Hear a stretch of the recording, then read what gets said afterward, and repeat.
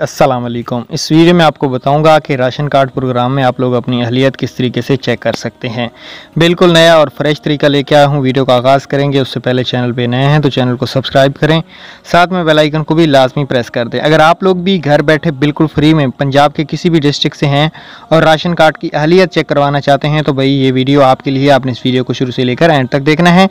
इसकी कोई भी फीस नहीं है। अहलियत चेक करवाने की अहलियत का तरीकाकार लाइव दिखाऊंगा, तो आप हमारे व्हाट्सएप चैनल को फॉलो करें जिसका लिंक आपने नीचे डिस्क्रिप्शन में दे दिया है, ठीक है।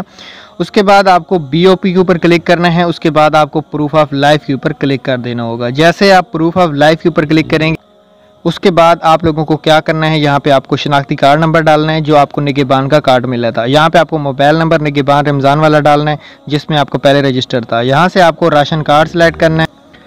उसके बाद आप लोगों को यहाँ पे प्रूफ ऑफ लाइफ को सिलेक्ट करना, ठीक है।